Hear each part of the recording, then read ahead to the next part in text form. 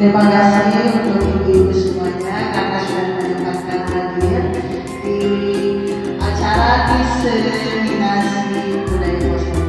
Diseminasi ibu ini artinya adalah penyebarluasan. Kalau bahasa bergeraknya, kalau bahasa kita sehari-hari itu adalah penyebarluasan berita.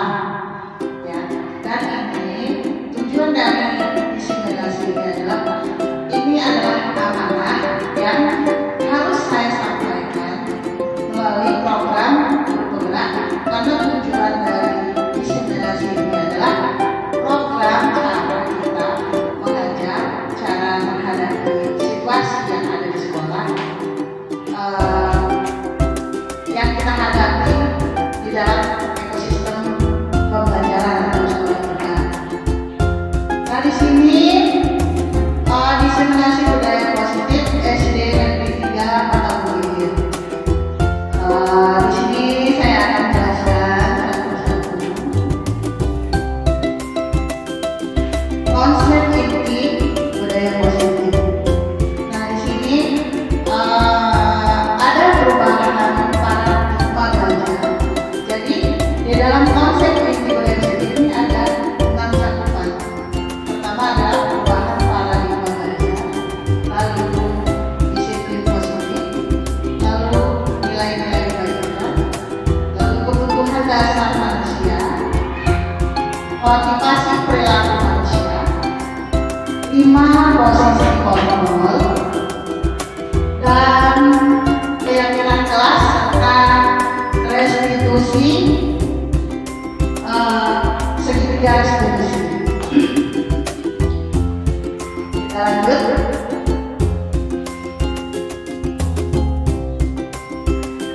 Perubahan paradigma belajar.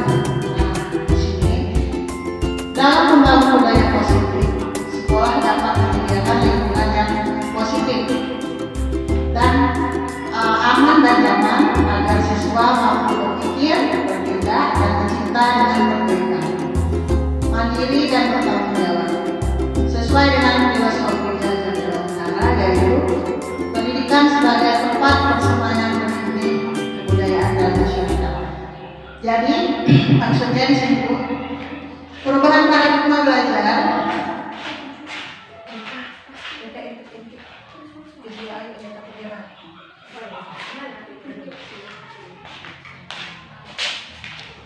jadi lingkungan yang positif di sini maksudnya adalah lingkungan yang mengakomodasi belajar siswa dari segi karakter, sikap, serta cara kita menghadapi siswa. Jadi karakter. Jadi kita menghadapi siswa di sekolah ini untuk menciptakan siswa yang berkarakter baik, tentu saja gurunya juga harus berkarakter apa ini Bu? Berkarakter baik. Jadi guru itu adalah cermin dari murid-muridnya. Nah, di sini ada pertanyaan. Ada teman Anda akan melakukan kegiatan. Nah, cobalah buka. Di sini ada kegiatan, cobalah buka judulnya. Anda adalah A. Tugas Anda adalah menempelkan salah satu tangan Anda. Coba bayangkan bahwa Anda menyimpan sesuatu yang sangat berharga di dalam kempalan tangan Anda. Jadi kita menempelkan tangan, ada sesuatu yang sangat berharga di dalam tangan kita ini. Lalu Anda perlu menjaga benda tersebut sekuat tenaga Anda karena begitu pentingnya untuk kehidupan Anda. Ya. Tugas B atau ini rekan Anda adalah mencoba dengan segala cara untuk membuka kepalan tangan Anda. Ini ibaratkan sesuatu yang penting dalam hidup kita. Nah, teman Anda B membujuk, menghardik, mengintimidasi, memarahi, menggoda, menggelitik, bahkan menawari uang agar Anda bersedia membuka kepalan tangan Anda. Jadi ini ibaratkannya seperti kita mempunyai suatu yang penting dalam hidup kita. Kita mau dibayar berapa, mau diapain juga, kita disuruh buka. Ini termasuk kayak rahasia hidup kita atau jabatan kita atau apa. Lalu di sini pertanyaannya adalah, apakah Anda atau B membuka kepalan tangan Anda? Ingat, ini adalah hal yang penting. Tentu saja tidak. Mengapa? Alasan Anda atau B membuka kepalan tangan Anda? Kalau kita buka kepalan tangan kita itu, alasan kita apa? Apakah itu untuk halayak ramai? Ataukah itu untuk kepentingan bersama? Ini kaitannya dengan seperti kepala sekolah ya, seperti Bu Darmi. Jadi Bu Darmi ini memegang sesuatu yang memang harus diajarkan di sekolah kita ini. Tapi tiba-tiba ada yang mengintimidasi dia. Bukan. Ibu Darmi mungkin berpikir, kalau saya buka ini efeknya apa yang akan terjadi? Ini efek ke saya atau keluar atau bagaimana?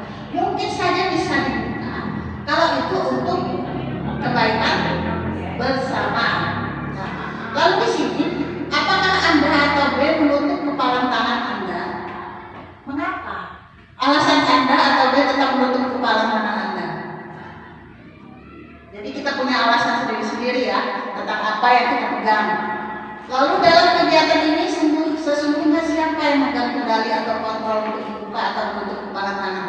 Coba kira-kira siapa, Bu? Iya. Jadi intinya adalah segala kendali itu ada pada diri kita sendiri.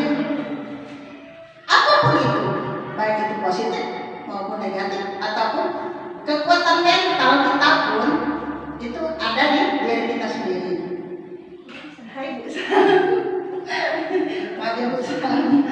Lalu saya lanjutkan ya Ibu. Nah di sini ada teori kontrol dari Dr. William Glasser. Ini di sini selanjutnya psikiater pendiri Dr. William Glasser dalam kontrol teori yang kemudian hari berkembang dinamakan choice theory, meluruskan beberapa miskonsepsi tentang makna kontrol. Jadi kita ini kadang-kadang miskonsepsi tentang makna kontrol itu sendiri. Nah, di sini miskonsepsi kontrol, ilusi guru mengontrol murid. Miskonsepsi ini adalah pemikiran yang salah ya. Jadi sesuatu yang sebenarnya salah. Lalu di sini ilusi guru mengontrol. Pada dasarnya kita tidak dapat memaksa murid untuk berbuat sesuatu jikalau murid tersebut memilih untuk tidak melakukannya. Walaupun tampaknya guru sedang mengontrol perilaku murid, hal demikian terjadi karena murid sedang mengizinkan dirinya dikontrol. Jadi kita kayak anak-anak di sekolah ini, itu sebenarnya diri murid yang terbuka. Diri murid yang terbuka dengan diri murid ini, murid mengizinkan gurunya mengontrol mereka.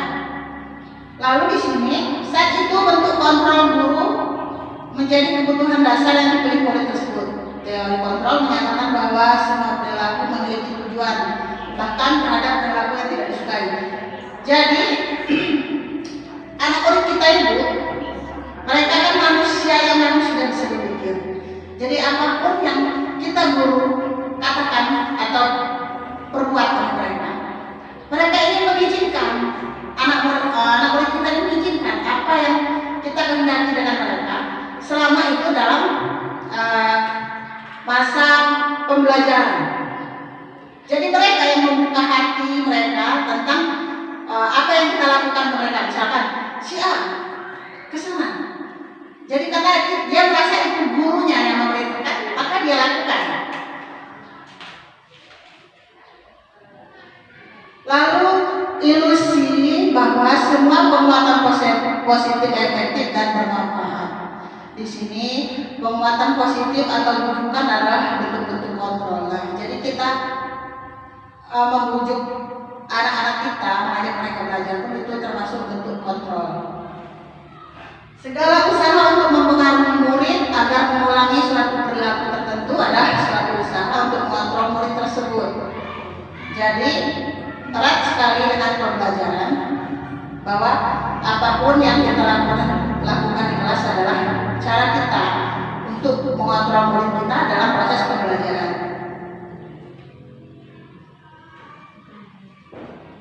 Nah, di sini ilusi bahwa kritik membuat orang merasa bersalah dapat menguatkan karakter lainnya. Jadi kita mengkritik seseorang atau mengkritik murid kita, ini juga salah. Ternyata misalkan si A kamu tidak bisa membaca, kamu belajar baca di rumah, kamu nggak malu akan teman-teman kamu yang lain bisa baca, kamu nggak bisa baca. Kritikan itu kita tujukan agar dia merasa bersalah supaya di rumah dia belajar. Ternyata itu efeknya bukan dia merasa bersalah, dia merasa malu. Akhirnya dia merasa rendah diri.